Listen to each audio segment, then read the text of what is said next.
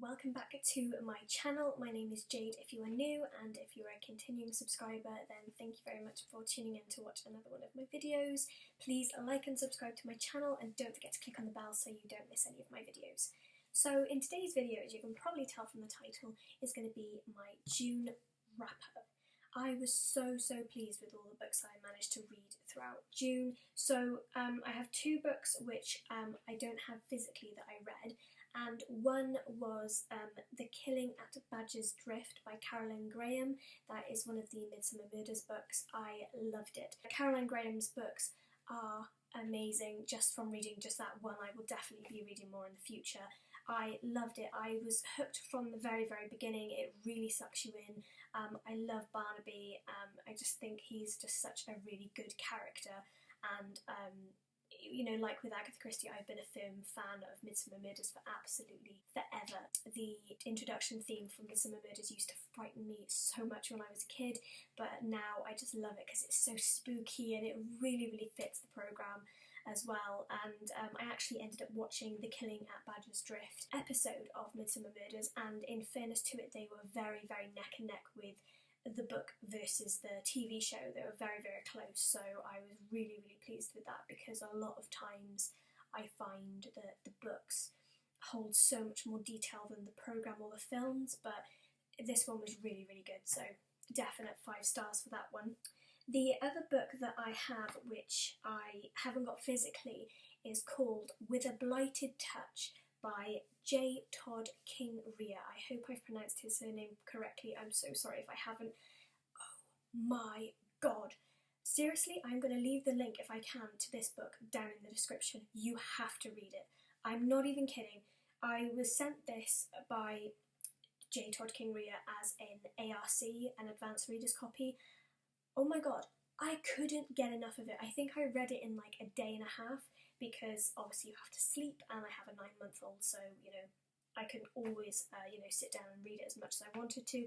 Oh my god, I'm going to try and do a separate video on this one alone, because there is so much that I want to talk about in that book. There are so many little quips and quirks and scenes and descriptions, and oh my god, just so much. But I loved it so much, and I've actually given it a 5+ stars, because it just ticked every box and more, and I need to shout it from the rooftops. I need everybody to get a hold of this book and read it, because it is just phenomenal. It really was. It was so good. So moving on then to the books that I actually have physically. This is the first book that I have to show you from my physical TBR that I read, and it is Small Spaces by Catherine Arden. This one was a 5 stars. I was almost going to give it a 5+, but it didn't quite get there for me, but 5 is definitely worth it for this book. I loved it. It's all about scarecrows and autumnal stuff, and do you know what? When I read the back of this, I didn't think it was going to be quite the way it turned out to be, and it just exceeded my expectations so much, and I loved it. I'm going to keep this book, and it's going to be an autumnal favourite that's definitely going to come out every autumn, or when the hell I just feel like reading it, because it is that kind of book that I just absolutely loved so much. So it is called Small Spaces. This is the front cover. As you can see, there's lots of scarecrows in the background. You've got this cheeky guy here, you've got a school bus full of kids. It's about this girl, and she goes on a school trip with the rest of her class to a farm, but before that she actually comes across a lady who is trying to throw a book into a river, which is pretty much, oh my god, to anybody who loves books, you know, you don't throw books in a river, but when you think about it, there has to be a reason why she's trying to get rid of this specific book. Anyway, our main character, Ollie, she's like, heck no, we are not throwing books in the river, we love books, so I'm going to protect this book.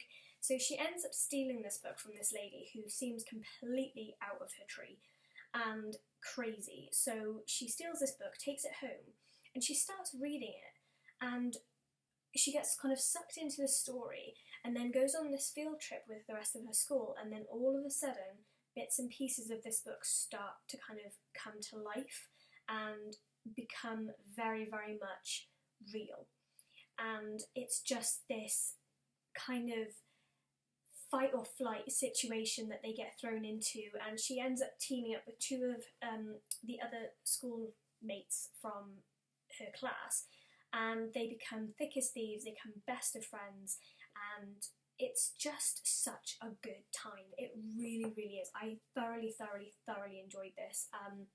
I think it's a kid's book, really. I'm not quite sure what the age is of it.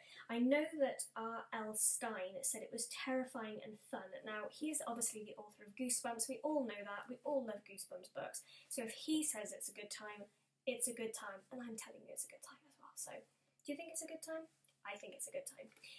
So that is definitely a 5-star for me for that one. My next 5-star was this book, which is The Girl from the Well.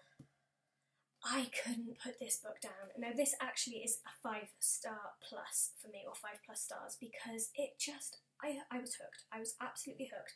I couldn't put it down. I was so gripped into the storyline. I actually had a book hangover after reading this, and I didn't read for like a solid 2 weeks because I just didn't think that any of the other books I had on my TBR were going to reach the expectations that this did. This really raised the bar for me when I read this one.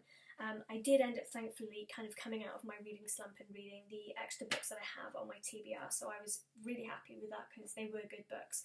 But this one, oh my god, it is incredible. It is so good. Now I'm going to show you, I'm going to show you the front cover. It is so detailed and so creepy looking.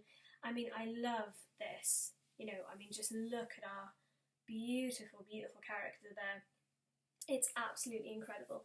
So, on the front cover it says, "The Girl from the Well," and it says, "I am where the dead children go." Now, our main character, I'm probably not going to pronounce her name correctly, so if I don't, please don't kill me for it, because I'm trying. So, as far as I can tell, our main character is called Okiku. I'm not too sure, but yeah, it's O-K-I-K-U. You pronounce it how you think. But basically, Okiku is our main character. She is over 300 years old. Yep, she's over 300 years old. And basically she is a spirit that didn't move on into the afterlife, so to speak. And she is now a spirit that protects children who have been, like, abused or hurt or killed, or, you know, basically she is a protector of children, really. And her story is very sad, but she is such a powerful main character. And she comes across this 17-year-old boy called Tak. Now, Tak has a spirit living inside him, and this spirit is nasty. She is not very nice at all, and Okiku is just drawn to this boy. She just can't seem to sort of stay away. Now, normally she wouldn't get involved because I think he's a little bit older than her usual kind of kids that she protects, but also she can sense this spirit inside of him, and she feels a sort of protectiveness over him, I guess, and he can see her. Now, obviously, she looks like this, which is very much, the back of it says, part The Ring, part The Grudge, and part The Exorcist. Now, those 3 films are iconic in their own right, and obviously from the front of this, I'm getting very much Samara from The Ring, and I'm getting very much Kyoko from The Grudge vibes, because of the long black hair that comes over the front of the face. It hides the face, the beautiful white dress. You know, you're getting very kind of creepy vibes. You know, anyone who's watched The Ring and anyone who's watched The Grudge will, you know, completely understand where I'm coming from. And you do get The Ring vibes because Okiku was sadly thrown down a well. So you're getting very much Samara vibes. And I think in the book, maybe not Samara herself, but the legend around maybe the Ring legend, I guess, partly gets explained in the book. But I couldn't put this down. The twists and turns in this book you never see coming. You really don't. And the amount of times where I was reading it and I was like, well, wow, I didn't see that coming. It hits you like a train wreck. It really does. You just cannot see it coming, and then bam, something happens and you're just like, wow. But you cannot put this book down. I highly, highly recommend this so much. It was creepy, but it was heartwarming at the same time, and the ending was incredible. It wasn't what I thought it was going to be. So again, highly recommend this, and it was a 5+ stars for me. The next book that I have on my list is Nothing But Blackened Teeth by Cassandra Khor. Now, I gave this one a 4.5 because it was very good, but it didn't quite reach my 5-star rating for me. It was very short as well. Stupidly, when I ordered this, it does actually say on Amazon how many pages are in the book. I just assumed it was going to be a really big book because every time I've seen somebody hold it up, they're holding it like this. They never hold it like this. So I assumed it was going to be a real chunky book, but it isn't. But in saying that, it is still a very, very good story. Now, like The Girl from the Well, we can see a little bit of a theme going on here where both of our characters, because this is one of our main ghostly characters, you know, long black hair, white dress. Oh, it's a very good time. It's a very good book. I just thought that maybe the book would have been bigger, and I do think that maybe they could have done a little bit more with the story. I think they could have delved into it a little bit more. All in all, it was a very, very good book. The next book that I have on my TBR that I read was Raising the Horseman by Serena Valentino. This book was really good. I sadly again only gave this one a 4.5 stars. And you have our main character, Katrina, and then you have our older character, Katrina, who comes to us via her diary, which was such a good way of doing this because we all know the legend of Sleepy Hollow. This book is actually so good because, like I said, you hear the first Katrina's story read through our present day Katrina, and how their stories are ever so similar, and how our present day Katrina feels like her life has already been laid out for her because she has to follow almost in the footsteps of past Katrina, and there's just a lot in this which gives a completely different spin on what you thought Sleepy Hollow was. I would definitely recommend this one. I think it's such a good book. It's not very big, so I think I would say I read this in about a day because I genuinely couldn't put it down. I do think that this one is definitely worth reading, and I would love to see, if you've read this, please, please, please comment down below what you thought of it.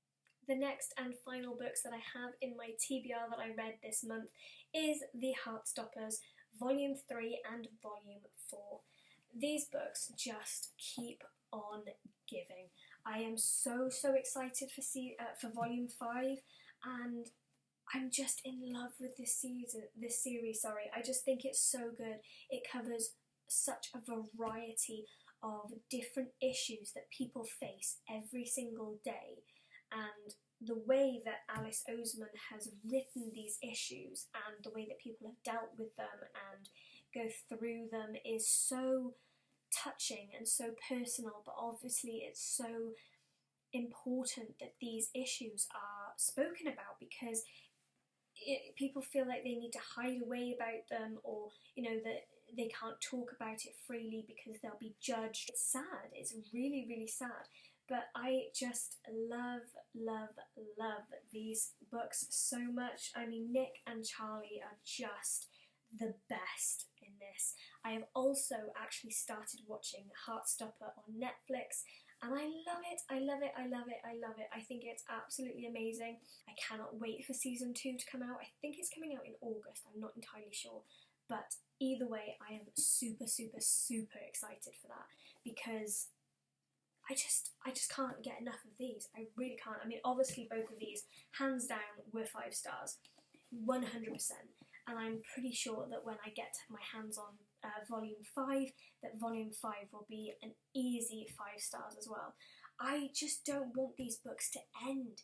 I just really do. I think Alice Oseman has just done such a phenomenal job on these books. I just, hands up to Alice Oseman, seriously.